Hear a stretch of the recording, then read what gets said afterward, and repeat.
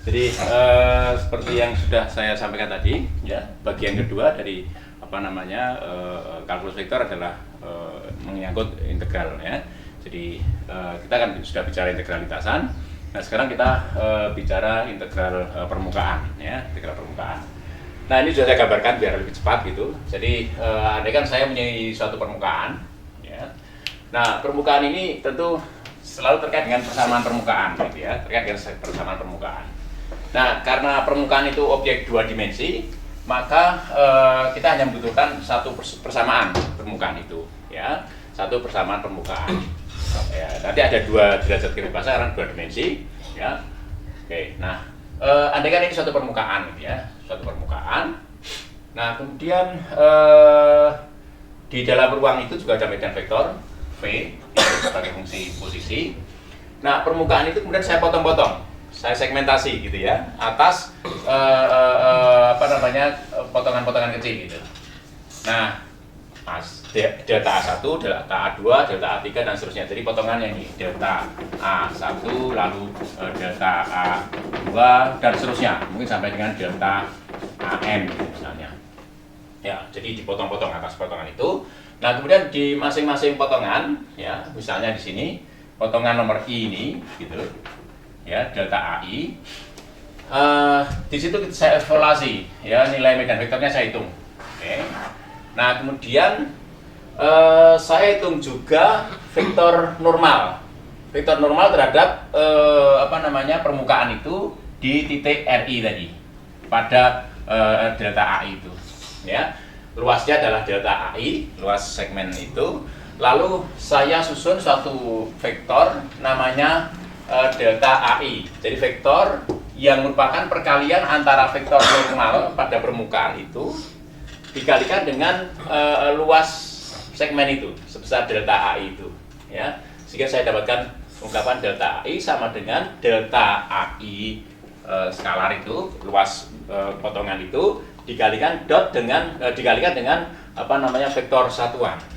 Jadi orang nanti yang mengatakannya sebagai elemen luasan, ya, vektor gitu ya. Oke. Nah, itu yang saya lakukan. Nah, lalu saya kalikan dot antara nilai medan vektor di titik itu, ya, RI.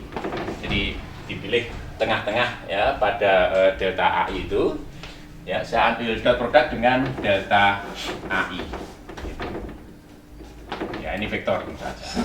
Ya, kalau dijumlahkan ini akan sama dengan V R I dot N dikalikan dengan delta AI itu kalau dijumlahkan. Di mana N adalah vektor normal tegak lurus pada permukaan tadi. Ya, di titik RI, titik tengah dari luas segmen delta L itu. Nah, ini bisa saya lakukan untuk semua I tentu saja. Untuk semua I, ya. I-nya dari 1, 2, 3 sampai dengan N.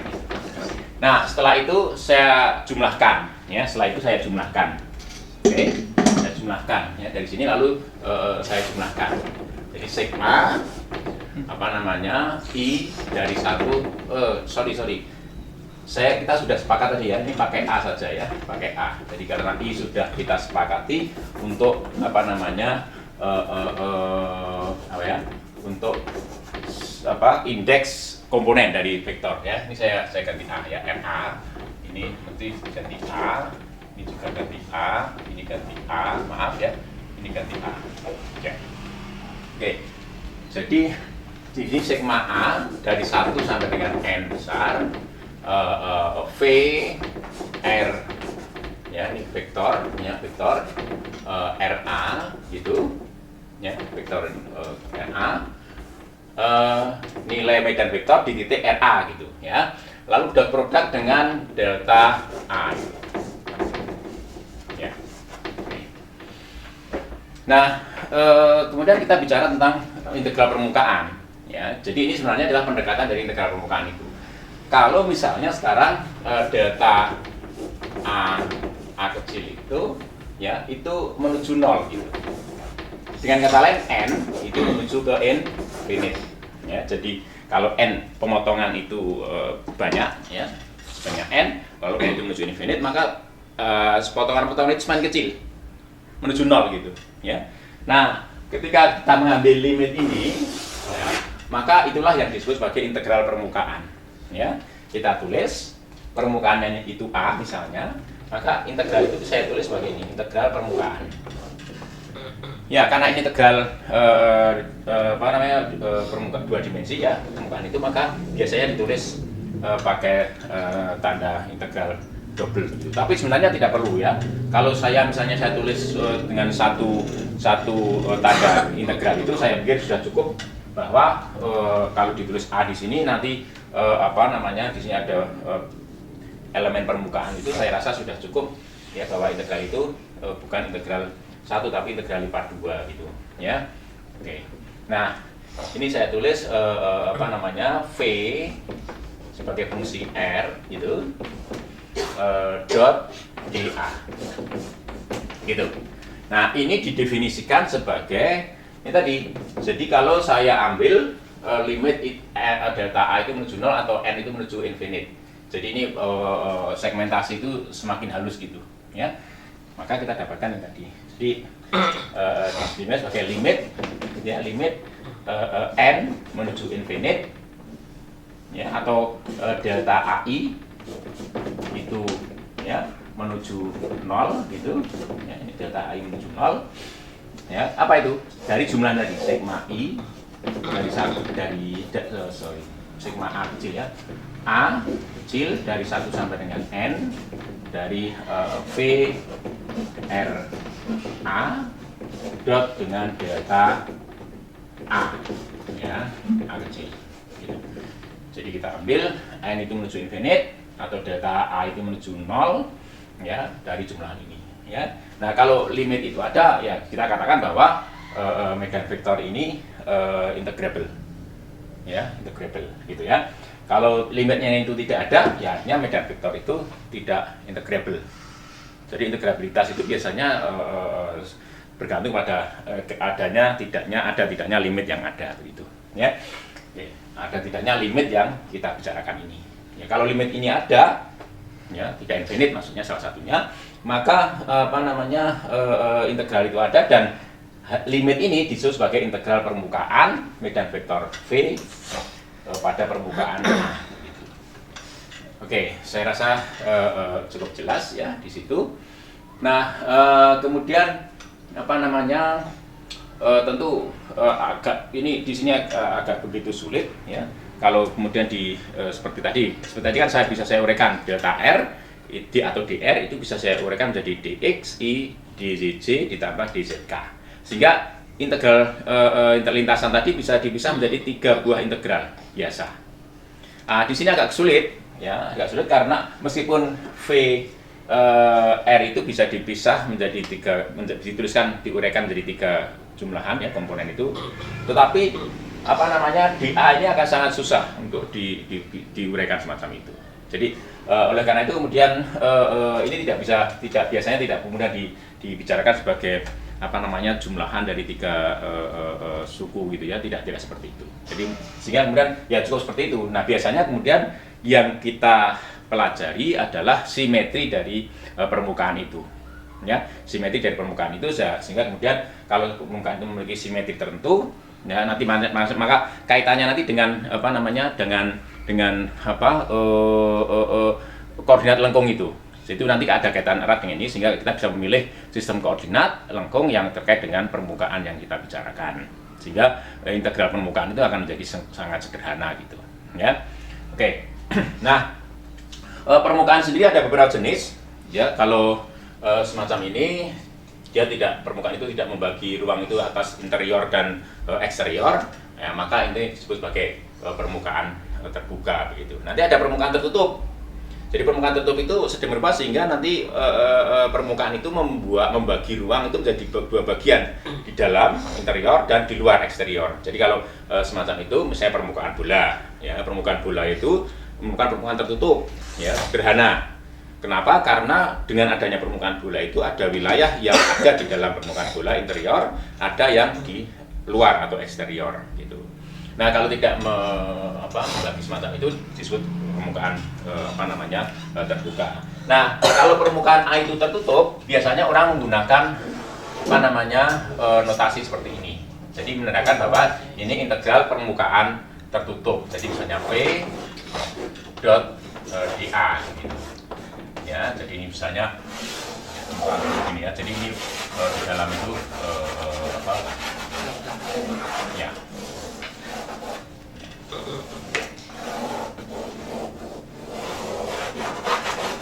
Misalnya ya seperti itu.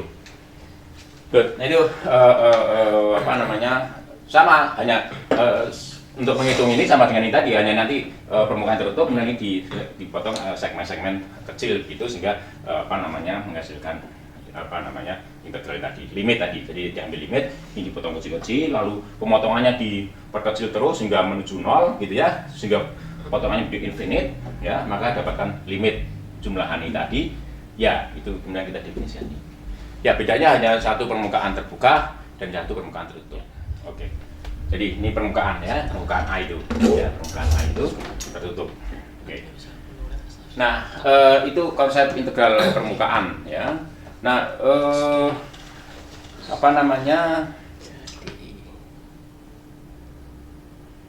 setelah kita bicara integral permukaan ini, ya tentu saja kemudian orang bisa, kenapa integral permukaan, integral lintasan tadi menyangkut vektor? Sebenarnya tidak harus menyangkut vektor.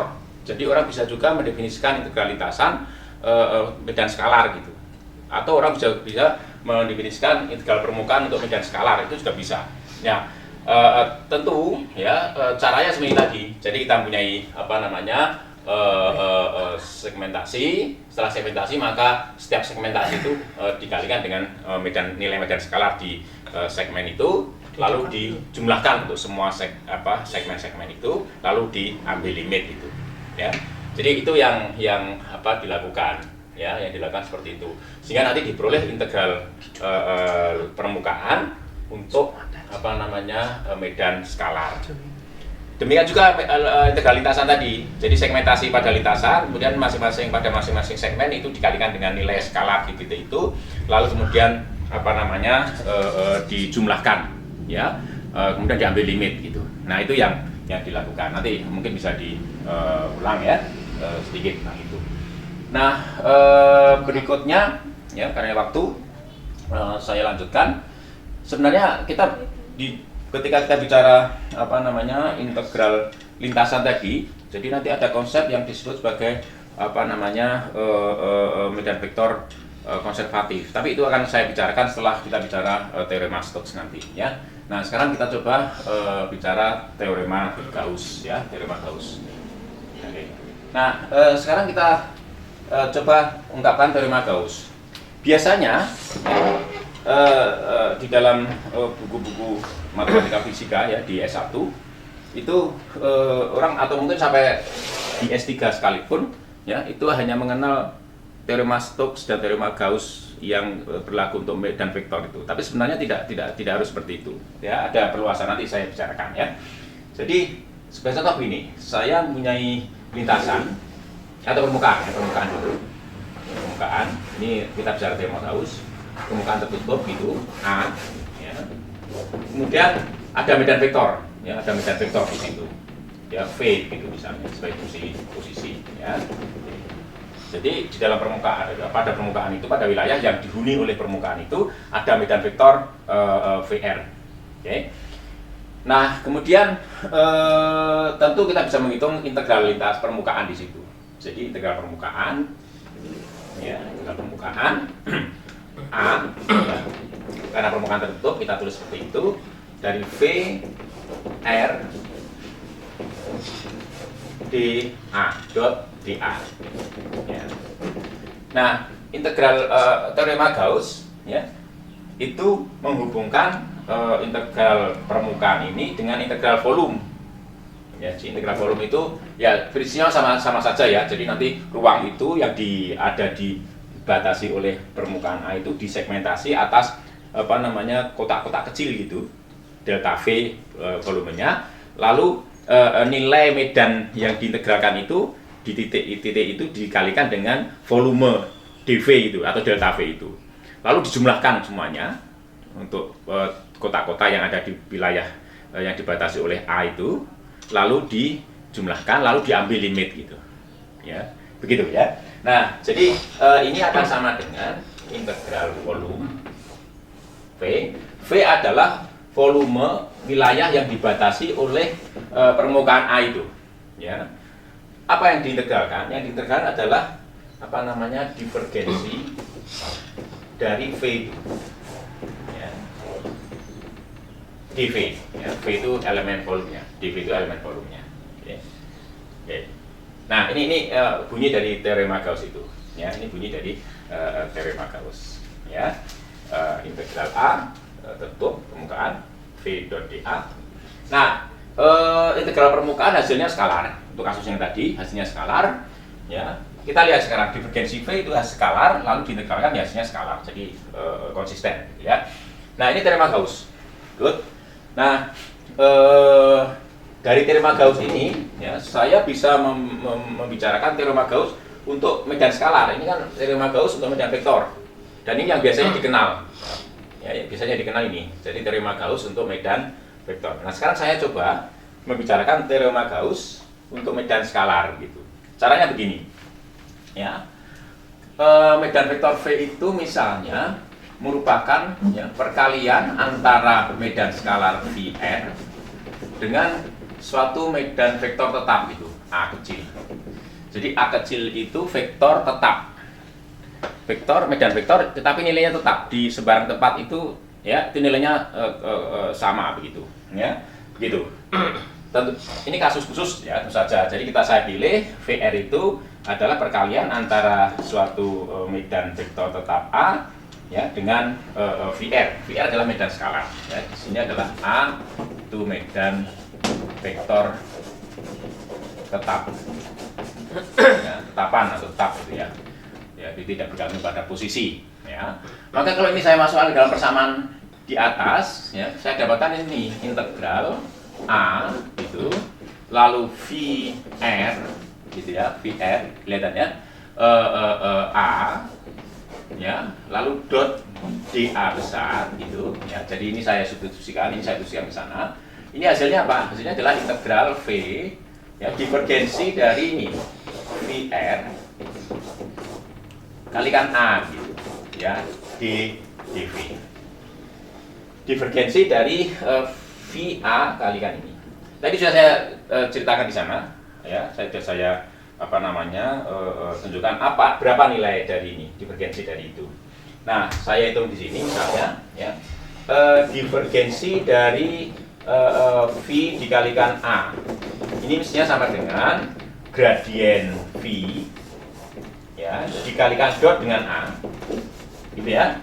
Lalu ditambah dengan V dikalikan divergensi A, gitu ya. Nanti dibuka lagi catatannya, ya. Tadi dibuka lagi catatannya, ya. Nah, persoalannya adalah A itu medan vektor yang konstan, tetap, tidak berubah, ya, terhadap titik di dalam ruang. Maka ini nol itu, ini nol. Jadi akibatnya divergensi VA tadi tinggal gradien V dot A, gitu. Ya, hasilnya ini.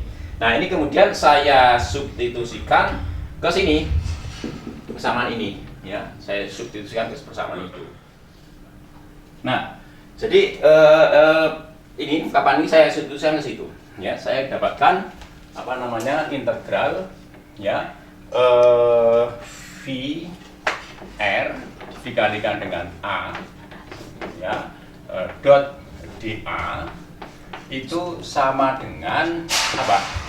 Sama dengan gradien V, integral V gradien V, gitu ya, lalu dikalikan dengan A dot, ya, dot dengan A, lalu di sini ada dV. Itu yang kita dapatkan. Oke. Nah, setelah itu kita bisa mengatur ini, ya. Jadi A ini konstan, jadi dia bisa keluar dari tanda integral. Oke, ini misalnya saya pindah ke kiri, gitu ya. Jadi A dot integral tertutup VR, gitu. Kemudian di sini ada apa namanya dA, gitu ya. Lalu sama dengan integral ini A-nya juga saya keluarkan, ya. A dot integral V gradien V dV. Ya. Kita lihat sini. Jadi hasil integral ini itu vektor, medan vektor. Atau vektor, maaf, vektor ya. Hasil integral ini juga vektor. Ya. Nah, oleh karena itu kemudian diambil dot produk dengan vektor A. Ya. Vektor A tadi sembarang.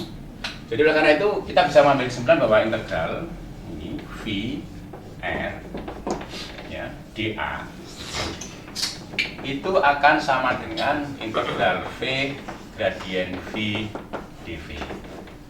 Nah, saya dapatkan persamaan hukum atau teorema Gauss untuk apa namanya untuk medan skalar. Jadi saya dapatkan teorema Gauss untuk medan skalar. Ya, jadi coba bandingkan antara teorema Gauss untuk medan skalar dan teorema Gauss untuk medan vektor yang ini. Ya. Oke, jadi sama-sama menghubungkan integral permukaan dengan integral volume. Gitu.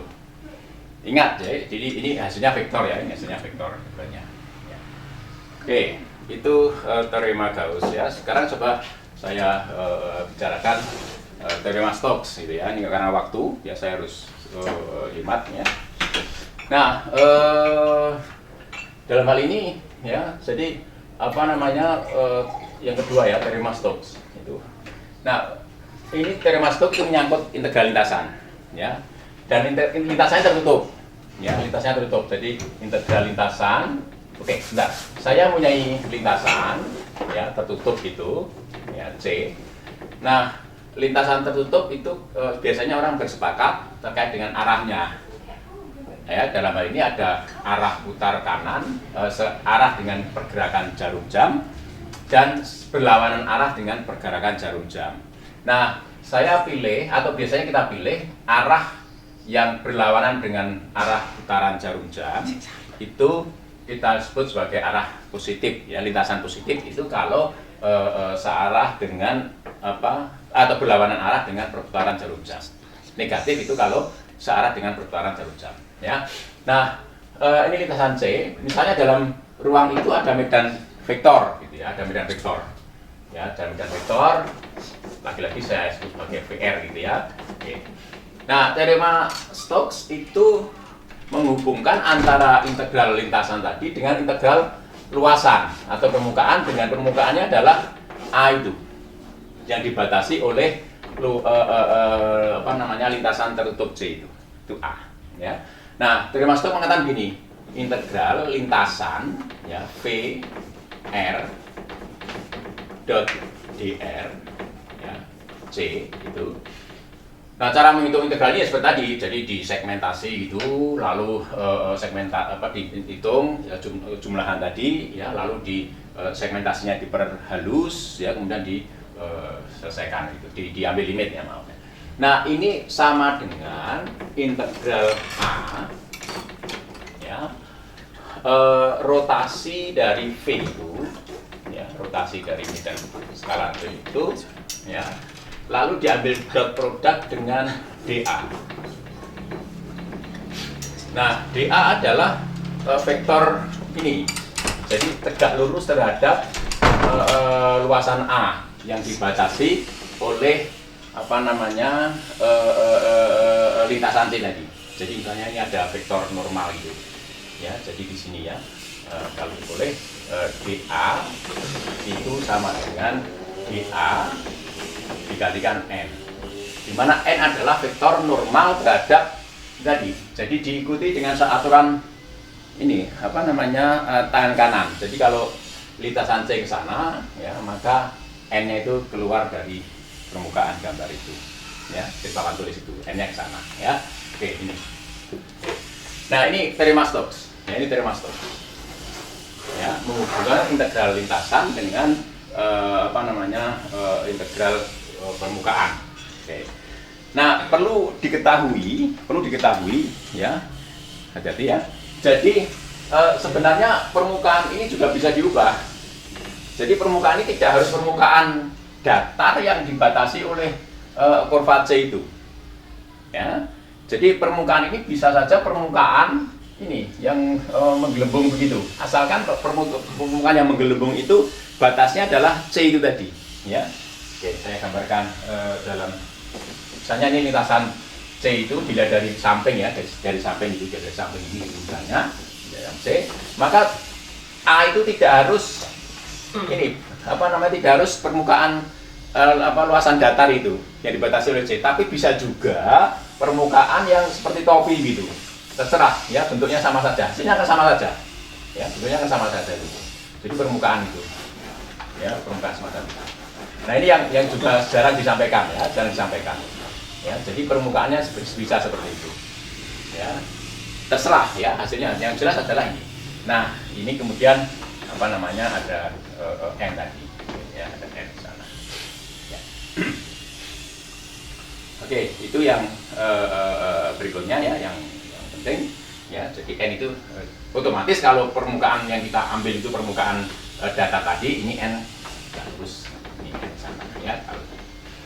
Oke, itu teorema Stokes. Nah sekarang saya dengan cara serupa saya bisa menunjukkan adanya teorema Stokes untuk medan skalar gitu ya, teorema Stokes untuk medan skalar ya. Jadi saya coba ya seperti tadi ya, untuk medan vektor V sebagai fungsi R itu saya pilih perkalian antara VR medan skalar ya dengan suatu vektor tetap gitu, medan vektor tapi tetap ya. Nah lalu ini saya substitusikan ke sini. Nah tadi juga sudah kita hitung bagaimana rotasi dari ya V dikalikan A ya. Apa tadi hasilnya? Hasilnya adalah gradien V gitu ya, cross A gitu ya, ditambah dengan V dikalikan rotasi A gitu ya. Tadi sudah saya hitung, saya tunjukkan. Nah sekarang kita lihat rotasi A itu 0 ya, rotasi A itu 0 karena A itu medan vektor tetap. Maka kemudian ini saya substitusikan, jadi rotasi ini ternyata sama dengan ini ya. Nah dari situ kita dapatkan ungkapan ini ya, kita dapatkan ungkapan ini ya. Jadi integral ya tertutup C itu VR itu dikalikan A di dot dr itu ternyata sama dengan integral A gitu ya. Di sana saya ganti apa? Saya ganti dengan gradien V cross A gitu dot dengan dA ya. Oke, nah kemudian seperti tadi A itu saya keluarkan, tapi sebelum itu ingat kemarin ya, A gradien V dot A ya dalam kurung cross dA ya, ingat kemarin. Jadi watak dari triple product ya, jadi ini kan harusnya ini dikurung ya. Oke, cross product antara gradien V dengan A dot dA itu sama dengan dot product antara gradien V dot A cross dA. Mari masih sudah saya sampaikan ya. Nah kemudian tentu saja ya, jadi kita bisa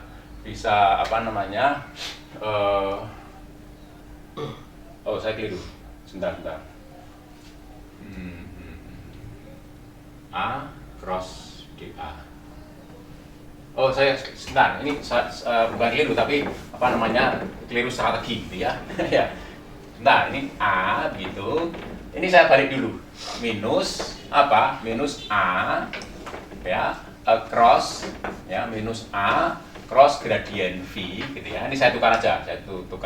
Jadi kalau faktor sukunya itu kita tukar, maka menjadi minusnya ya, ini dot dA ya, dot dA. Oke. Nah, ini itu kemudian akan sama dengan integral A ya. Pakai minus di sini, minus. Lalu A-nya dot product tadi dengan sifat dari triple product ini. Jadi ini dot dengan apa? Dengan gradien V cross dA gitu ya. Nah di sisi ini kita juga bisa kita ubah. Jadi ini A-nya bisa dikeluarkan, ditaruh di pinggir sini ya. Jadi ini hasilnya adalah integral C V A dot apa perkalian antara VR ya dengan DR gitu. Nah, kalau A-nya dikeluarkan, ya, kalau A-nya itu dikeluarkan, maka kita dapatkan ungkapan ini ya. Jadi kalau A-nya itu dikeluarkan, lalu kita dapatkan ya A dot integral tertutup C V R dr. Nah, ingat ini hasilnya vektor itu akan sama dengan apa namanya A-nya saya keluarkan itu dot dengan ini minus ya minus minus ini integral A itu gradien V cross dA. Nah, misalnya tidak suka dengan tanda minus itu ya ini bisa kita hapus. Ini kita bisa hapus. Lalu kita balik saja. Ya, kita balik. Jadi integralnya jadi dA cross gradien V. Nah, karena ini berlaku untuk sembarang A, maka akhirnya kita mendapatkan apa namanya teorema Gauss ya untuk teorema Stokes untuk medan skalar, yakni integral C VR dr itu sama dengan integral A dA gradien V cross. Nah, ini teorema Stokes untuk medan skalar gitu. Ya, ini tambahan saya rasa mungkin jarang dibicarakan orang ya, teorema Stokes untuk apa namanya medan skalar. Tapi terapannya sangat banyak. Ya, sebagai contoh nanti kalau kita menurunkan persamaan Euler, ya itu ini digunakan. Lalu membuktikan bahwa dalam mekanika kuantum, ya membuktikan bahwa bahwa operator momentum linear P, ya sama dengan minus I bar nabla, itu operator yang self adjoint atau Hermitian, ini juga diperlukan. Ya.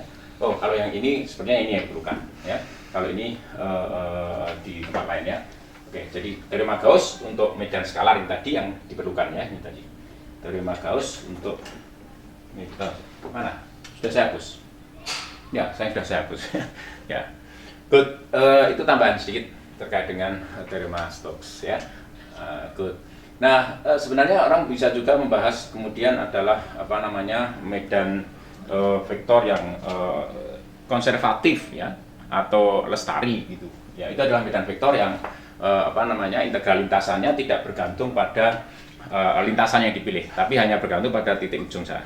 Nah, itu ekvivalen dengan medan vektor yang integral lintasan tertutupnya itu selalu sama dengan 0 untuk sembarang lintasan. Oke, itu saya skip dulu. Nah, sekarang saya akan coba membicarakan apa namanya tadi seperti yang disebutkan oleh Bu Nur Hidayah tadi ya apa namanya sistem koordinat lengkung ya, sistem koordinat lengkung. Nah, kenapa itu penting? Begini, jadi kalau kita menangani suatu persoalan, biasanya tiap persoalan itu akan ada apa namanya simetri ya, simetri dari permukaan apa dari persoalan itu. Biasanya dihubungkan dengan bentuk-bentuk geometri ya, simetri bola, simetri silinder, simetri elips atau yang lain gitu. Maka kemudian ketika kita tetap menggunakan sistem koordinat kartesius, itu muncul persoalan, akan rumit gitu ya. Jadi seperti nanti integral permukaan ini kalau kita hanya menggunakan apa namanya koordinat kartesius, maka akan mengalami kesulitan. Tapi kalau permukaan kita menyesuaikan dengan permukaan itu ya, sistem koordinat yang kita pilih itu menyesuaikan dengan permukaan itu, bentuk permukaan, maka persoalannya jadi sangat sederhana. Ya, jadi misalnya permukaan bola, ya, misalnya kita bicara apa namanya medan gaya yang terpusat misalnya, itu memiliki simetri bola, kemudian kita bisa menggunakan apa namanya koordinat bola, ya itu sebagai koordinat untuk mempermudah persoalan itu. Jadi itulah pentingnya kita bicara sistem koordinat lengkung. Nah, good. Nah, biasanya kalau kita bicara, jadi ruangnya tidak melengkung, ya. Yang melengkung adalah sistem koordinatnya. Kenapa disebut sebagai sistem koordinat bola misalnya? Kenapa disebut sebagai sistem koordinat silinder? Kenapa disebut sebagai sistem koordinat apa namanya elipsoid dan sebagainya? Itu nanti ada kaitannya dengan apa yang disebut sebagai permukaan koordinat. Ya. Saya ambil contoh dulu sistem koordinat sistem koordinat bola ya misalnya ya, sistem koordinat bola. Kalau kita bicara sistem koordinat bola biasanya memang selalu menggunakan koordinat kartesius sebagai koordinat acuan ya. Jadi titik dalam ruang ini biasanya ditulis sistem koordinat x, y, z itu kalau kita bicara sistem koordinat kartesius. Nah, dan ini tidak lain adalah merupakan komponen dari vektor posisi titik itu kalau diukur dari pangkal koordinat ini ya. Nah, kalau kita menggunakan sistem koordinat bola, maka kita menggunakan tiga bilangan ya. Jadi ada R, ada theta, ada V gitu. V-nya saya tulis V gini ya. Ada V seperti itu. Kelihatan nggak? Kurang kelihatan karena ini belum kering ya. X, Z, Z itu min R, ya, R, theta, lalu V. Ya, nanti lama-lama kelihatan. Ya, oke. Jadi selalu kita butuhkan tiga bilangan untuk menentukan satu titik itu. Karena apa? Untuk melabeli satu titik itu karena kita berada dalam ruang berdimensi 3 gitu. Ya. Nah, kemudian apa itu R? R adalah jarak titik yang kita bicarakan itu dari pangkal koordinat gitu. Ini kapurnya ya. Jadi R adalah jarak titik yang kita bicarakan itu dari pangkal koordinat ya. Oke. Apa itu theta? Theta adalah sudut yang dibentuk oleh garis penghubung antara titik itu dengan pangkal koordinat dengan sumbu Z. Itu theta. Kita sepakati begitu. Ini sumbu X, ini sumbu Z ya. Nah, apa itu ini R ya, nggak usah pakai topi ya, karena itu panjang jarak ya. Kemudian apa itu V? Nah, untuk menentukan V kita harus proyeksikan titik itu ke bidang XY. Ini titiknya, maka ada garis penghubung antara pangkal koordinat dengan titik proyeksi itu. Nah, inilah V. Ya. Oke. Nah, di dalam sistem koordinat itu selalu akan ada yang disebut sebagai rentang nilai dari sistem koordinat itu. Ya. Untuk kasus ini misalnya theta itu adalah antara 0 sampai dengan pi ya. Untuk R itu antara 0 sampai dan infinite ya, itu R. Oke. Nah, sementara V itu antara 0 sampai dengan 2pi. Jadi kalau saya sebut seperti ini artinya V itu tidak memiliki 0 itu bukan V tidak memiliki nilai 0 maupun 2pi gitu. Ya, ini harus hati-hati. Maka kemudian sistem koordinat itu selalu memiliki domain keberlakuannya. Ya, domain keberlakuan sistem koordinat bola tidak seluruh ruang. Beda dari sistem koordinat kartesius. Kalau sistem koordinat kartesius ya, itu domain keberlakuannya meliputi seluruh ruang. Oke, tanpa kecuali titik di dalam ruang semuanya akan memiliki koordinat. Ya, tetapi kalau koordinat bola ya, itu tidak ya, itu bisa dilihat dari nilai ini tadi ya. Oke, nah selain itu hal yang penting adalah adanya transformasi koordinat ya, dari R ya, kemudian theta, V gitu ya. V-nya ini ya, V itu dengan ini koordinat kartesius X, Z, Z gitu. Jadi begini, jadi X itu bisa dinyatakan sebagai fungsi dari R, theta, V ya. Demikian juga Z sebagai fungsi dari R, theta, V ya. Kemudian Z itu sebagai fungsi dari Z ya, R, theta, V atau sebaliknya, atau dibalik. Jadi R sebagai fungsi dari X, Z, theta sebagai fungsi dari X, Z dan sebagainya. Namanya transformasi koordinat. Ya, ini penting. Ya, itu penting untuk diketahui. Kenapa? Karena nanti dari sini kita bisa mendapatkan ungkapan-ungkapan yang lain. Ya, yang penting ini tadi transformasi koordinat gitu. Good. Nah, berikutnya yang perlu saya sampaikan, kenapa ini disebut sistem koordinat bola gitu, bulat bola, spherical coordinate system gitu. Kenapa seperti itu? Ya, karena sekarang saya jawab ya. Jadi itu terkait dengan apa yang disebut sebagai permukaan koordinat.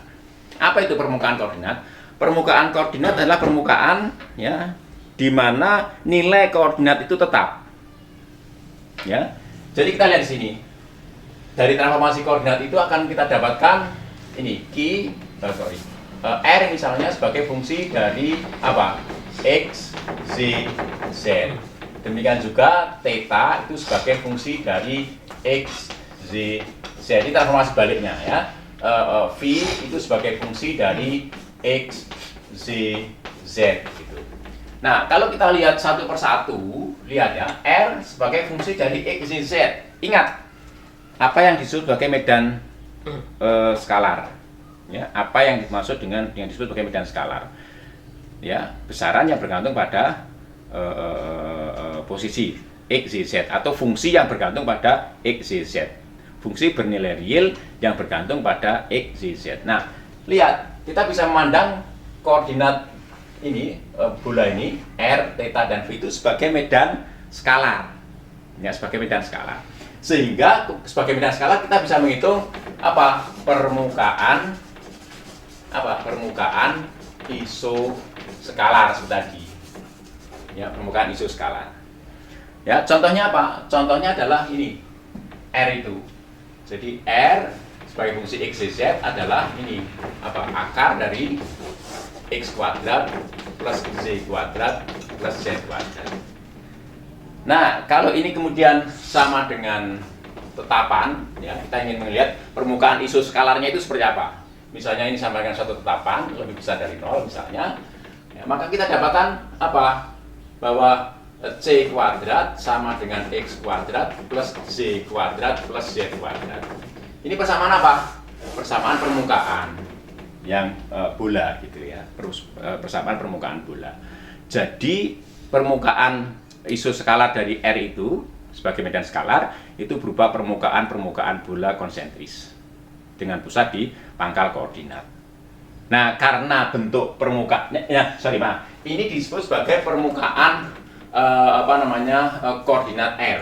Jadi permukaan isoskalar R sama dengan C itu disebut sebagai permukaan koordinat R itu. Nah, lihat, permukaan koordinat yang pertama R itu berupa permukaan bola. Dari situlah nama sistem koordinat spherical itu. Ya, sistem koordinat permukaan bola atau kulit bola atau spheric ya, spheric ya gitu. Nah, spherical ya, itu. Nah, asalnya dari situ. Saya rasa cukup jelas. Jadi nanti sistem koordinat itu biasanya diberi nama menurut permukaan koordinat. Ya, menurut permukaan koordinat. Nah, Anda bisa cek apa saja permukaan koordinat untuk theta maupun untuk V. Ya, nanti bisa dicek, silakan. Nah, berikutnya yang ingin saya sampaikan, apa yang disebut sebagai lengkung koordinat. Ya, apa yang disebut sebagai lengkung koordinat. Jadi ingat, kalau kita bergerak sepanjang garis lurus yang sejajar dengan sumbu X misalnya, ya, maka di sepanjang garis yang sejajar dengan sumbu X itu kita akan mendapatkan kenyataan bahwa X itu berubah. X berubah, tetapi Z dan Z itu konstan.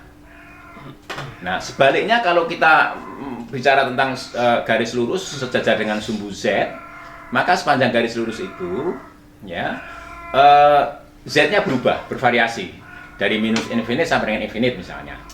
Tetapi sepanjang garis tadi yang tegak, yang sejajar dengan sumbu Z tadi, itu Z dan Z, X dan Z itu konstan. Tentu saja nanti sama saja garis yang sejajar dengan sumbu Z gitu. Ya. Nah, itu sebenarnya yang disebut sebagai lengkung koordinat untuk koordinat kartesius. Oke. Nah, untuk sistem koordinat bola ini juga sama. Ya. Lengkung koordinat untuk R berupa apa? Lengkung koordinat untuk R berupa apa? Ya, ini suatu kurva di mana R itu bervariasi, sementara theta dan V itu konstan. Bisa dibayangkan ya. Jadi theta dan V konstan. Ya. Sementara R itu bervariasi. Nah, tentu saja itu berupa ini. Bisa dibayangkan berupa garis lurus yang memancar dari pangkal koordinat keluar menjauh sampai infinite. Nah, ini adalah lengkung koordinat untuk koordinat R itu tadi. Ya, begitu. Jelas? bagaimana lengkung koordinat untuk theta? Bagaimana lengkung koordinat untuk theta? Ya, bisa dicek. Jadi titik-titik dalam atau kurva di dalam ruang itu di mana theta-nya itu bervariasi, sementara R dan V-nya konstan. Ya, bisa dibayangkan. Nah, itu berupa ini. Jadi kalau saya gambarkan di sini, ya, misalnya itu berupa setengah lingkaran. Mulai dari sini, perhatikan itu, ya. Oke. Jadi misalnya ini sudutnya ya. Jadi ini sudutnya ini sebenarnya V begitu. Ya, ini V, sudut sekian itu. V-nya konstan. V-nya konstan. R-nya juga konstan. R-nya adalah jarak titik setengah lingkaran itu dari pangkal koordinat. Nah, perhatikan di situ bahwa titik-titik yang ada di situ selalu memiliki V yang sama, R yang sama. Tetapi theta-nya berubah dari 0 sampai dengan pi, antara 0 sampai dengan pi gitu. Nah, itu lengkung koordinat untuk koordinat theta. Bagaimana lengkung koordinat untuk V? Berupa lingkaran-lingkaran dengan pusat titik-titik pada sumbu Z itu. Ya, coba perhatikan. Jadi di sepanjang ini R-nya juga konstan. Kalau ada lingkaran mendatar dengan pusat titik pusatnya ada di sumbu Z, ya, maka R-nya selalu konstan, sama semua. Lalu theta-nya juga sama. Yang berubah adalah V-nya. Nah, ini adalah lengkung koordinat untuk V. Ya, ini lengkung koordinat untuk V, ini lengkung koordinat untuk theta. Nah, R tadi, ini lengkung koordinat untuk R. Oke. Nah, lengkung koordinat itu penting karena nanti itu menentukan apa yang disebut sebagai vektor satuan fisis. Jadi nanti di sini ada vektor satuan fisis, adalah vektor satuan yang searah dengan membesarnya R. Kurang sebutnya sebagai R topi. Ya, nanti ada vektor satuan yang searah dengan membesarnya merupakan vektor singgung pada lengkung koordinat theta itu. Orang sebutnya sebagai theta topi. Ada juga vektor satuan yang merupakan vektor singgung pada lengkung koordinat V itu tadi. Bagaimana sebenarnya vektor IJK di dalam setiap titik dalam ruang itu sebenarnya merupakan vektor singgung satuan pada lengkung koordinat X, Y, Z gitu. Ya, jadi kalau sistemnya titik ini nanti ada ini lengkung koordinat X, ini lengkung koordinat Z, ya, ini lengkung koordinat Z gitu. Nah, di sini selalu akan ada di titik ini dalam ruang ini tadi selalu ada ini J, vektor singgung terhadap lengkung koordinat Z yang melalui titik ini I, lalu ini K. Oke, gitu ya. Jadi itu tentang lengkung koordinat. Nah, saya akan bicara secara lebih umum sekarang, ya, biar nanti segala kasus bisa kita tangani, ya. Nah, sekarang secara umum, ya, masih ada banyak sekali sistem koordinat ya. Nah, sekarang saya ambil kasus begini. Secara umum, saya akan menuliskan Q1 itu sebagai koordinat lengkung pertama. Kemudian ada Q2, ya, ada Q3. Ya. Nah, untuk kasus koordinat bola tadi tentu Q1 adalah R, Q2 adalah theta, Q3 adalah V gitu. Ya, kita ambil kasus umum seperti itu.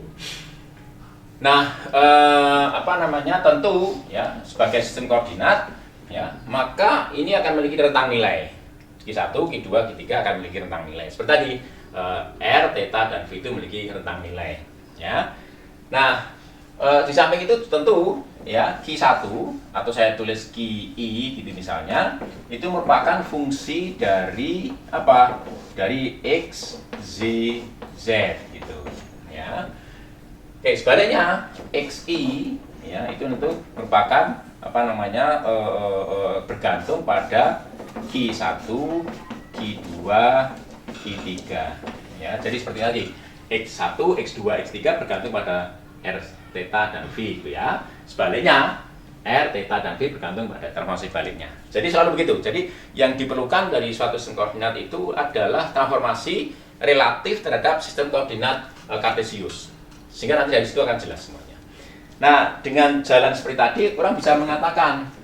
Jadi nanti dari sini orang bisa menentukan apa? Permukaan koordinat tadi. Ya, jadi sini diboleh permukaan koordinat. Permukaan koordinat. Nah, khususnya adalah permukaan koordinat yang pertama, I1 sebagai fungsi dari apa? Sebagai fungsi dari X, Z, Z, dan ini sama dengan konstanta. Kalau kita bisa menentukan bentuk permukaan koordinat yang pertama ini, maka kita bisa memberi nama sistem koordinat itu. Biasanya disesuaikan dengan bentuk dari permukaan ini tadi. Kenapa disebut sistem koordinat silinder? Anda perhatikan, ya, pasti ya, dipastikan bahwa lengkung permukaan koordinat untuk koordinat yang pertama dalam koordinat sistem koordinat silinder itu adalah berupa silinder gitu, ya, permukaan silinder, ya, bisa dicek. Oke. Nah, kemudian setelah itu yang penting adalah bagaimana menentukan vektor-vektor satuan ini tadi, ya, vektor-vektor satuan itu. Ingat, vektor satuan merupakan vektor singgung pada lengkung koordinat, ya. Oke. Nah, oleh karena itu sekarang apa itu lengkung koordinat? Jadi lengkung koordinat adalah suatu kurva dalam ruang di mana koordinat yang kita bicarakan itu berubah, sementara koordinat yang lain bervariasi. Sebagai contoh misalnya, ini adalah lengkung koordinat, ya, lengkung koordinat untuk Q nomor I. Ya, misalnya begitu, untuk Q nomor I. Maka sepanjang kurva itu QI itu berubah, sementara Q yang lain selain QI itu tetap gitu, ya, sehingga nanti di sini, ya, itu R itu bisa dikatakan bergantung pada QI saja. R posisi itu hanya bergantung pada posisi QI saja, ya. Nah, bagaimana menentukan sebuah vektor singgung pada lengkung koordinat itu? Ya, oke. Nah, untuk menentukan vektor singgung ini, ya, tentu ini bisa kita pandang sebagai kurva tadi. QI-nya sebagai parameter. QI-nya sebagai parameter. Ya, karena apa? Karena sepanjang kurva itu QI-nya berubah, sementara Q yang lain, koordinat yang lain itu tetap gitu. Ya, koordinat yang lain tetap. Oke. Jadi kalau vektor singgung itu saya sebut sebagai B1, vektor singgung itu, maka ini tentu diperoleh dari parsial R, parsial QI. Kenapa menggunakan turunan parsial? Karena tadi memaksa bahwa yang lain itu konstan gitu, ya, maka menggunakan ini. Nah, kalau R itu kita uraikan, ya, parsial QI. Lalu R itu kita tulis sebagai sigma J XJ dikalikan EJ gitu, ya. Maka hasilnya apa? Hasilnya ingat, ini adalah vektor satuan kartesius tadi, konstan berarti. Jadi maka tidak kenai turunan itu. Maka ini hasilnya adalah ini sigma J, ya, parsial XJ parsial QI dikalikan dengan EJ. Copy. Nah, ini adalah vektor B itu tadi. Vektor singgung. Besarnya belum tentu satuan, ya. Belum tentu vektor panjangnya satu satuan. Oke, mungkin contoh, ya. Jadi ini BI. B1. BI, ya. Contoh BI. Ya, BI. Nah, sebagai contoh ini tadi. Ya, sebagai contoh misalnya saya ambil koordinat itu tadi. Bagaimana menentukan R tadi? Ya, ingat. Jadi di situ bahwa X itu sebagai fungsi ini. Sehingga kalau kita ingin menentukan BR, maka ini akan sama dengan apa? Atau ini saya tulis dulu, ya. Saya tulis dalam bentuk panjang dulu. Ini akan sama dengan parsial X, ya, parsial QI dikalikan I, vektor satuan I, ditambah parsial Z, parsial QI J, ditambah dengan parsial Z, parsial QI, ini Z, ya, Z, lalu K gitu. Nah, sekarang sebagai contoh, ya, kita membicarakan apa namanya BR, vektor singgung pada lengkung koordinat R. Ingat, lengkung koordinat R berupa garis lurus, ya, yang menjauh dari pangkal koordinat. Oke. Nah, R-nya apa? R-nya R sebagai X sebagai, jadi hasilnya ini parsial X parsial R dikalikan I ditambah dengan parsial Z parsial R dikalikan J ditambah parsial Z parsial R dikalikan K. Ya. Nah, sekarang kita lihat X sebagai fungsi R, theta, dan V itu seperti apa. Dari sini, sempurna ini nanti bisa dicek bahwa X itu sama dengan R dikalikan sinus theta dikalikan kosinus V. Ya, lalu ini R sinus theta dikalikan sinus V. Ini sama dengan R kosinus theta. Ya, itu Z. Sehingga dari situ bisa dihitung partial X partial R apa? Ya tinggal ini sinus theta dikalikan kosinus V dikalikan I ditambah sinus theta dikalikan sinus V, ya, J, ya, J ditambah dengan sinus theta, ya, kosinus theta dikalikan K. Gitu. Ini vektor singgung pada suatu kurva itu, ya, vektor singgung pada kurva itu. Nah, dari situ kita bisa menentukan ini apa itu yang sebagai UI, ya. Jadi kalau sini nanti ya saya jelaskan di sini, saya jelaskan UI, ya, itu saya tuliskan sebagai vektor satuan fisis, ya, vektor satuan fisis, ya. Nah, ini diperoleh dari apa? Besarnya BI, ya, BI maaf, dibagi dengan besarnya BI itu, ya, BI dibagi dengan besarnya BI. Nah, sekarang kita hitung di sini, BR itu besarnya berapa? BR besarnya berapa? Ya, tinggal ini tadi, ini dikuadratkan, ditambah ini dikuadratkan, ditambah ini dikuadratkan, berapa? Ini dikuadratkan berapa? Sin kuadrat kosinus kuadrat V. Ini sin kuadrat V kalikan sin kuadrat theta kalikan sin kuadrat V. Dijumlahkan, sin kuadrat theta-nya keluar, ya. Tinggal di dalam kurung cos kuadrat V ditambah dengan sin kuadrat V, itu sama dengan 1. Tertinggal sin kuadrat theta ditambah dengan cos kuadrat theta, itu 1. Jadi ini 1. Oke. Nah, dengan demikian kita mendapatkan sekarang bahwa UR topi atau sering disebut sebagai R topi, vektor satuan sepanjang itu adalah ini tadi. Jadi sama dengan apa? BR dibagi dengan 1. Besarnya BR itu 1 gitu. Jadi hasilnya apa? Ya ini tadi tinggal masukkan sinus theta, ya, kosinus V, I ditambah sinus theta, sinus V ditambah dengan kosinus theta K. Nah, kita dapatkan ini adalah UR atau R topi. Bagaimana dengan apa namanya theta topi?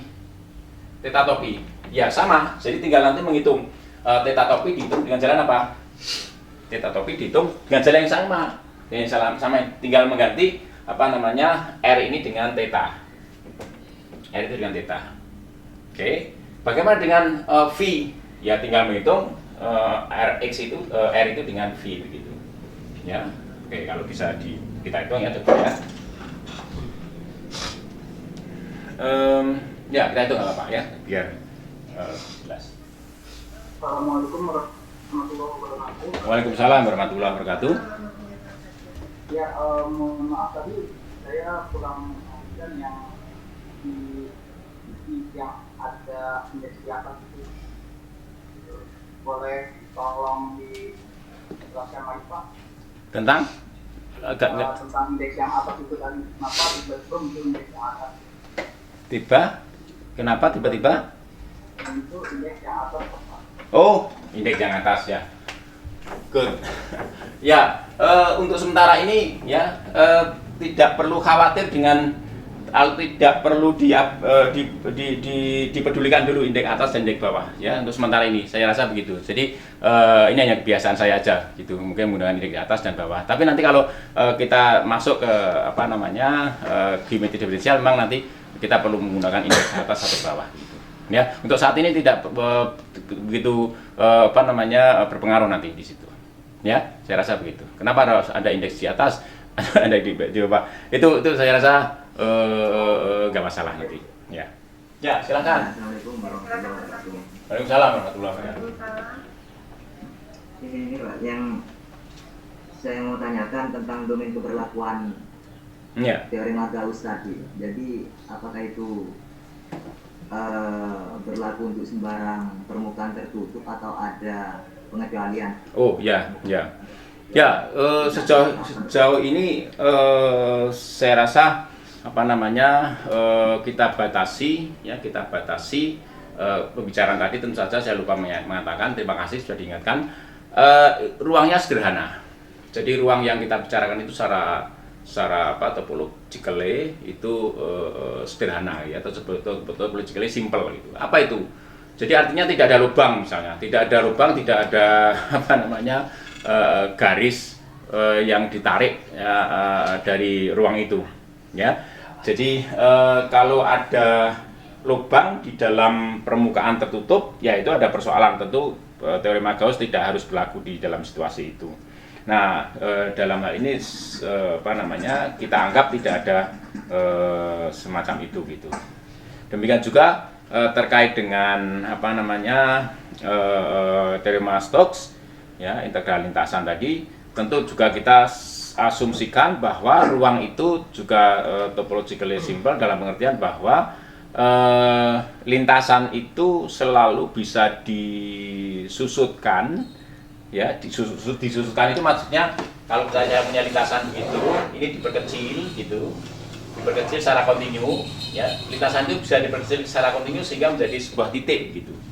Nah itu kalau ada setiap lintasan dalam ruang itu selalu berlaku, itu bisa disusutkan secara kontinu sehingga menjadi satu titik, maka itu disebut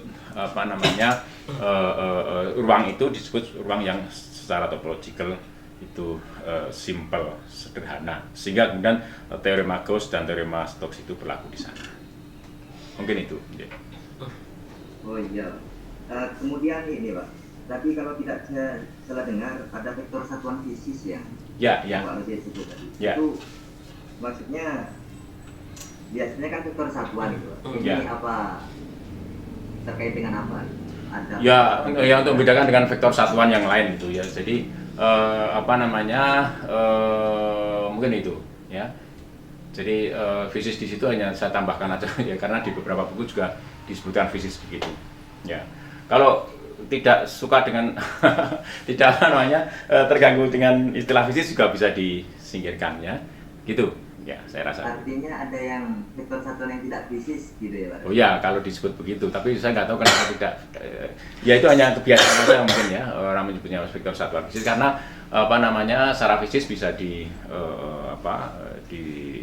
ditunjukkan itu ya di dalam sistem koordinat itu ya. Oh ya, cukup Pak. Ya. Cukup ya Mas Firdaus. Satu lagi Pak, ini ada Tiara Sabrina Ifada, silakan Tiara. Assalamualaikum warahmatullahi wabarakatuh, Pak Rashid. Waalaikumsalam warahmatullahi wabarakatuh. Izin bertanya Pak, di bagian yang BR itu kan ada do X, do R dan selanjutnya itu. Ya. Itu tadi kalau nggak salah dilihat dari X-nya ya Pak ya, sin cos-nya itu. Tapi saya tuh kurang paham, tadi kan itu X, tapi di situ berupa turunan parsialnya gitu. Oh ya, ya. Jadi itu dari sini ya. Itu dari sini. Jadi ada B, saya definisikan tadi BI ya. Vektor singgung pada lengkung koordinat. Ya, jadi parsial R, parsial GI.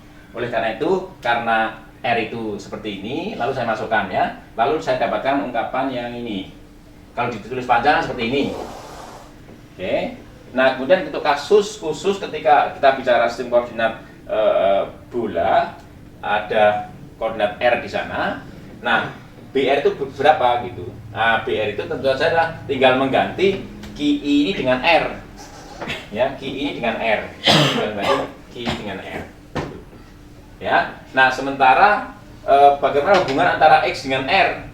Tadi sudah saya sebutkan, X itu sebagai fungsi dari R adalah R dikalikan dengan sinus theta cosinus theta V. Saya rasa ungkapan ini suatu ungkapan yang sudah lazim diketahui banyak orang ya. Jadi X sama dengan ini. Nah, turunan parsial X terhadap R, ya, yang lain dianggap konstan, yang diturunkan hanya R saja. Ya, jadi parsial X, parsial R tentu sama dengan apa? Ini dianggap sebagai konstanta gitu. Ya. Jadi dianggap sebagai konstanta, maka ya R-nya diturunkan terhadap R1 ya. Jadi tinggal sinus theta kosinus phi. Begitu. Cukup jelas saya rasa itu ya. Ya. Demikian juga nanti untuk Z ya. Kalau parsial Z, parsial R. Nah, Z itu apa? Z adalah R sinus theta sinus phi. Maka hasilnya ini. Nah, kalau Z itu sama dengan R kosinus theta. Jika kalau ini dianggap konstanta karena parsial parsial Z, parsial R, maka R-nya jadi 1 diturunkan, lalu tinggal kosinus theta. Ini. Ya, saya rasa begitu. Nanti untuk untuk B theta juga sama ya. Untuk B theta tinggal X sebagai fungsi theta diturunkan dari theta. R dan V dianggap konstan. Ya, nanti kalau parsial demikian juga untuk yang ini ya. Jadi parsial X, parsial theta itu juga dengan cara serupa.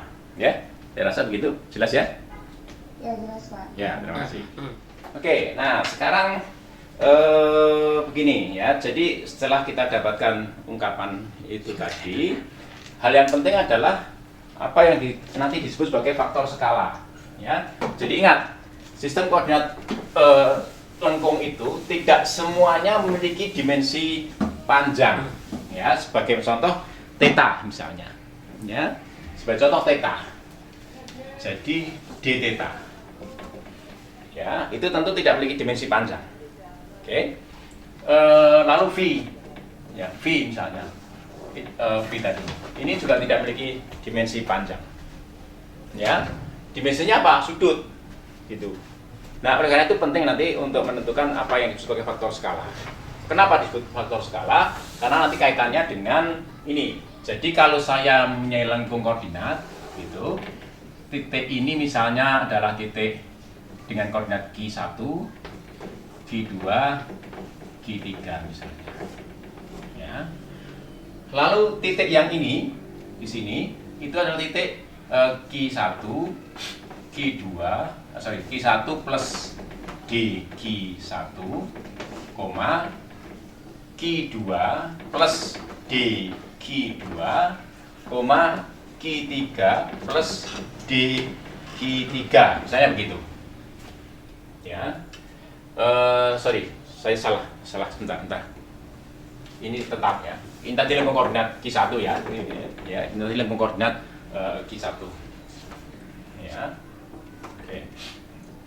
Ini misalnya Q2, ini Q3 ya. Ingat ya tadi lengkung koordinat adalah Q1 misalnya adalah suatu kurva di mana Q1-nya bervariasi sedangkan Q2 dan Q3 itu konstan.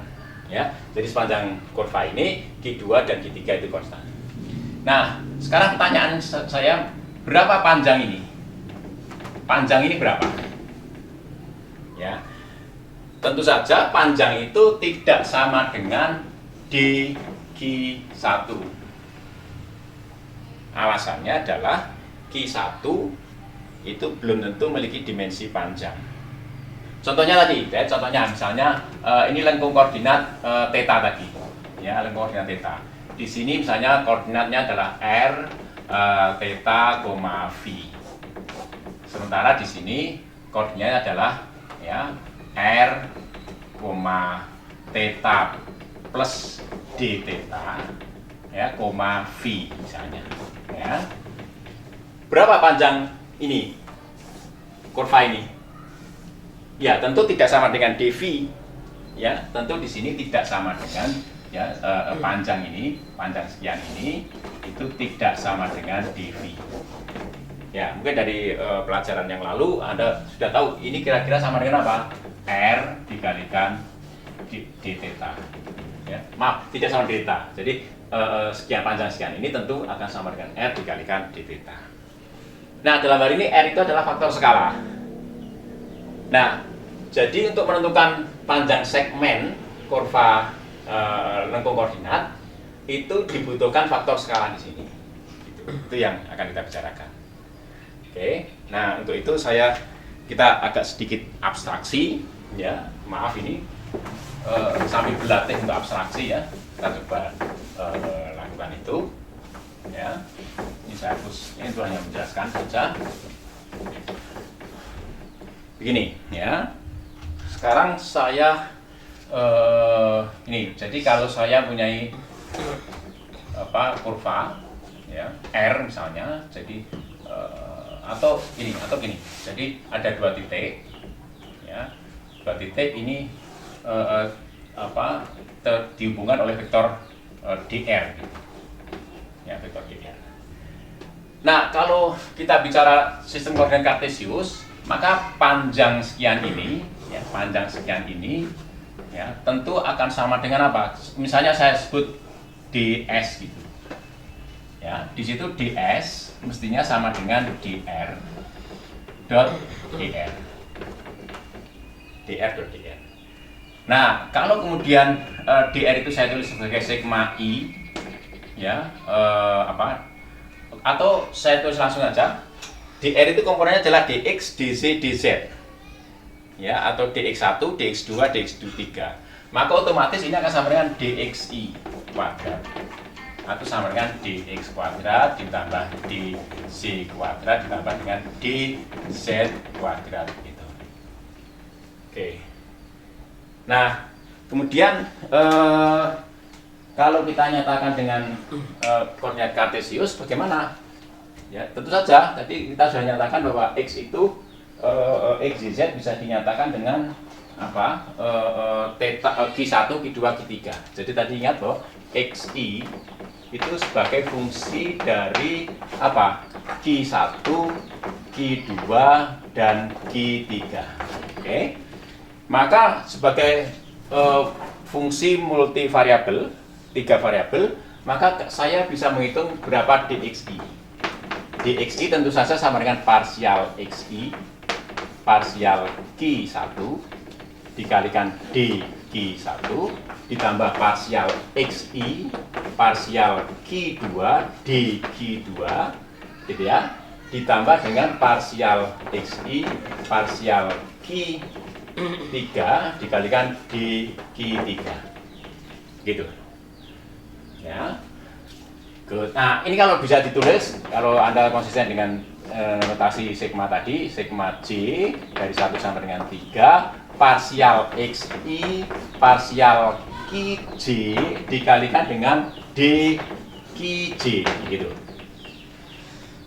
Nah, ini kemudian saya substitusikan ke sini. Ini saya substitusikan ke situ. Ya, sehingga saya mendapatkan bahwa ds ini kuadrat ya, ds kuadrat itu sama dengan sigma i dikalikan dengan sigma sigma j apa itu ya, parsial xi, parsial qj dqj. Ini baru dxi.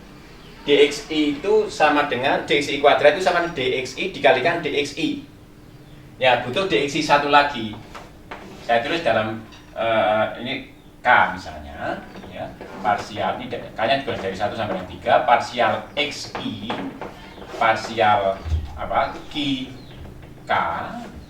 dqk. Nah, dari situ kita akan mendapatkan ungkapan ini tadi sigma j, k ya, sigma j, k. Lalu di tengah ini ada sigma i.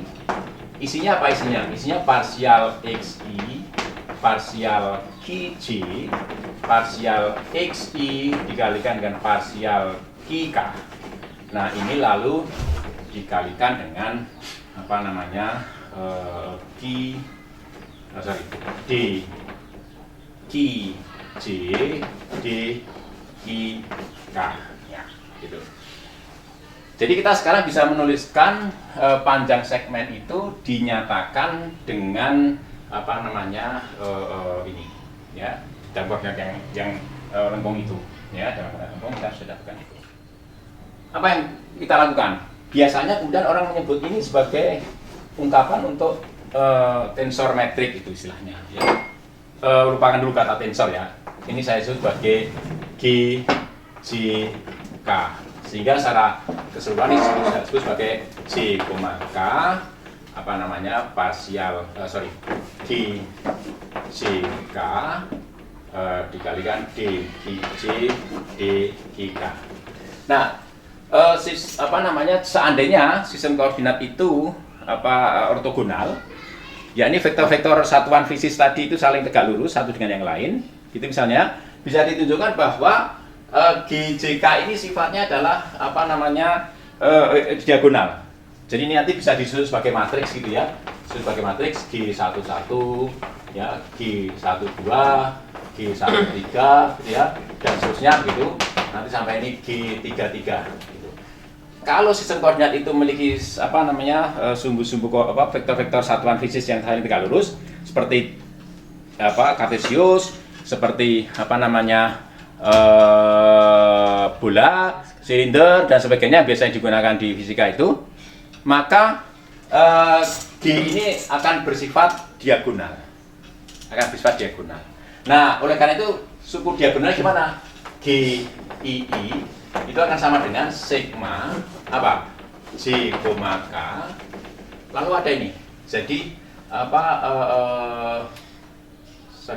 ini sigma I ya, sigma I parsial X I parsial ini I berarti ini J ya, ini J atau ini J saja, ini J gitu.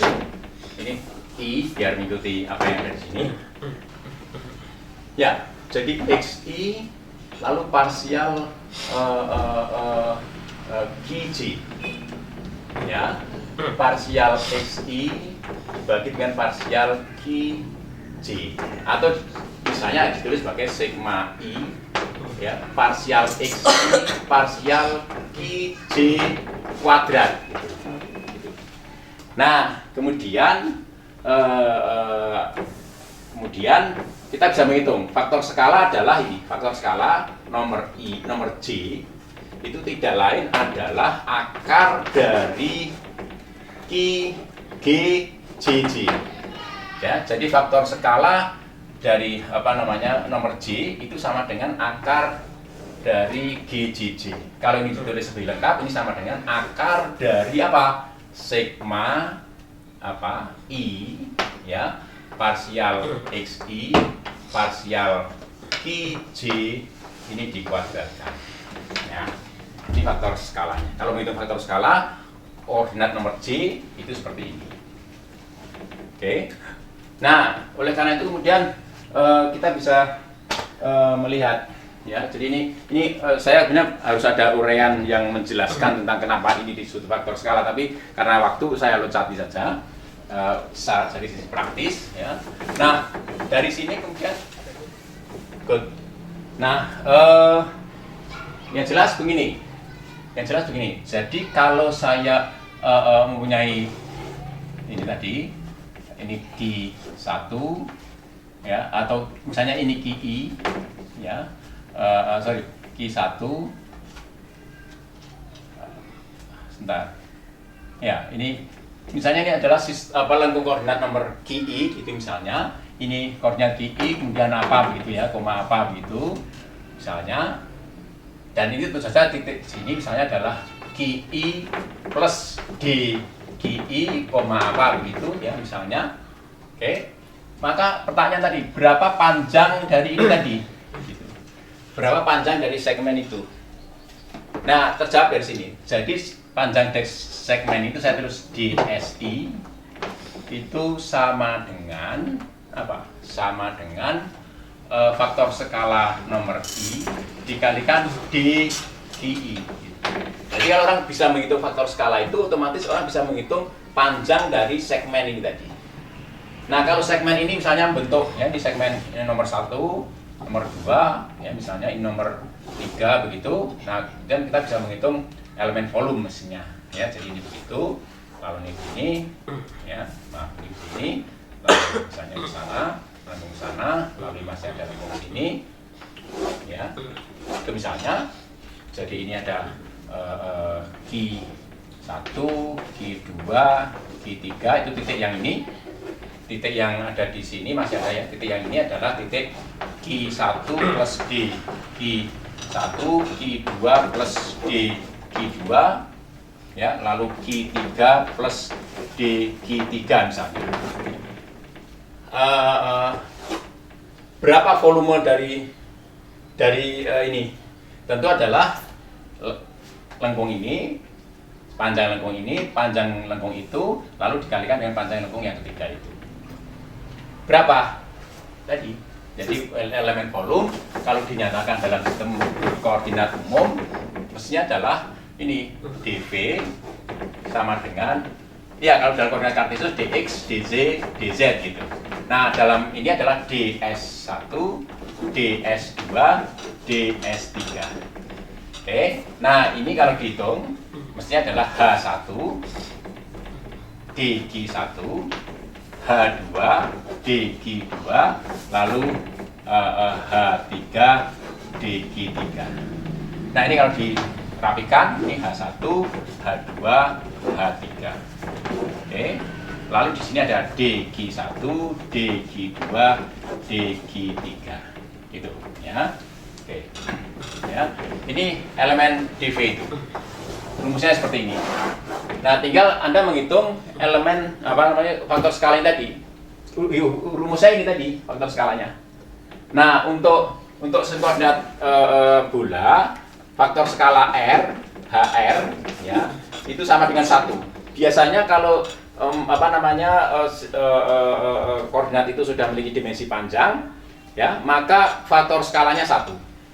Lalu H theta itu sama dengan R, Hv itu sama dengan R sinus theta.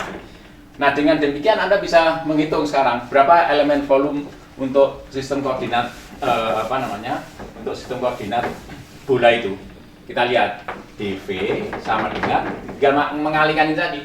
1 dikalikan R dikalikan R sinus theta. Hasilnya apa? R kuadrat sinus theta dikalikan dr dv d theta dv. Ya, jadi dari sini kita dapatkan. Jadi intinya ini tadi faktor skala ini tadi. Kalau faktor skala ini sudah dihitung, maka elemen volume bisa dihitung, elemen luasan bisa dihitung dan sebagainya. Segmen panjang dari kurva itu bisa lengkung koordinat itu bisa dihitung. Nah, nanti termasuk gradiensi dan sebagainya itu bisa dihitung. Ini jelas saya sudah tuliskan tadi, ada papan tulis di sini. Silakan mohon kelihatan nggak? Ya, mungkin dari atas ya, dari sini aja, dari tangan ini ya. Jadi kalau kita punya medan skalar V, ya sekarang bergantung pada Q1, Q2, Q3. Maka gradien V itu diperoleh dengan cara ini. Jadi ini vektor satuan tadi yang kita perlu bisa hitung, ya. Kemudian dibagi dengan faktor skalanya, lalu dikalikan dengan parsial V parsial Q1, ya. Sebagai contoh, misalnya dalam koordinat bola, gradien V mestinya akan sama dengan apa? Ya, R topi. Kebetulan R topi itu faktor skalanya 1, parsial V parsial R ditambah dengan theta topi, itu vektor satuan fisis tadi, dibagi dengan faktor skalanya parsial V parsial theta ditambah dengan apa di sini? V topi dibagi dengan R sinus theta parsial V parsial V, ya. Nah, kemudian divergensi dari medan vektor V itu diberikan oleh ini. Ya, jadi V1, V2, V3 ini vektor satuan relatif, komponen dari vektor itu relatif terhadap koordinat fisis tadi. Ya, jadi di sini VI itu sama dengan saya terus U ya. UI topi dot V. Ini hitungnya begitu. Ya, dimasukkan ke sini. Ya, ini untuk divergensi V. Lalu untuk Laplasian V itu seperti ini. Ya. Nah, yang terakhir itu rotasi V. Ya, bentuknya seperti ini. Jadi ini rumus praktis ya, rumus praktis untuk mendapatkan ungkapan gradiensi, divergensi, rotasi, Laplacian dalam koordinat sembarang. Oke. Yang pertama dari AUMA Bintan Utara bertanya untuk pengaplikasiannya di astronomi secara matematik dalam sistem koordinat di sini bisa nggak Pak menghitung posisi bintang? Nah, tentu nanti kalau kita bicara di astronomi, biasanya orang menggunakan sistem koordinat, ya. Sistem koordinatnya biasanya berbeda dari ini, ya. Jadi ekuatorial dan sebagainya. Nah, geometrinya juga geometri permukaan bola gitu, ya. Jadi spherical geometri itu yang biasa digunakan. Nah, kalau terapannya saya rasa saya agak pesimis ya kalau ini bisa diterapkan di astronomi, ya. Karena saya nggak tahu ya, kurang begitu paham tentang astronomi kulit bola. Jadi astronomi posisional astronomi ya istilahnya begitu, ya. Saya kurang tahu itu. Oke, mungkin itu jawaban saya sementara. Satu lagi dari aku UI, apa makna fisis dari metrik GIJ itu sendiri? Oh gitu. Ya, makna fisisnya nanti ini terkait dengan apa yang disebut sebagai hasil kali perumuman dari hasil kali skalar itu. Nah, kalau dalam ruang 3 dimensi ya itu kaitannya nanti dengan konsep jarak antara dua titik begitu. Jadi konsep jarak antara dua titik, konsep panjang lintasan, ya kalau kita berbicara di dalam ruang 3 dimensi, ya X yang ditentukan oleh X, Y, Z. Tapi kalau kita nanti bicara dalam ruang waktu, metrik itu akan dalam teori relativitas umum Einstein bisa dikaitkan dengan medan gravitasi tentu saja. Ya, tapi kebetulan di sini sebenarnya kita memaksakan diri untuk bicara metrik Euclidean sebenarnya. Jadi ini sebenarnya metrik Euclidean ya. Jadi GIJ tadi adalah metrik Euclidean hanya diungkapkan dalam sistem koordinat yang berbeda tadi. Ya, kita coba sejak awal ketika kita merumuskan ds kuadrat sama dengan dr. Ini sebenarnya kita sudah memaksakan ya bahwa metrik yang akan kita gunakan adalah metrik Euclidean dalam ruang 3 dimensi. Ya, jadi maknanya ya hanya terkait dengan jarak, panjang, lintasan dan sebagainya. Gitu. Oke. Tapi kalau kita ambil metrik secara umum nanti di dalam ruang waktu dimensi 4 ya, maka metrik itu akan memiliki makna fisik sebagai medan gravitasi. Mungkin itu sementara.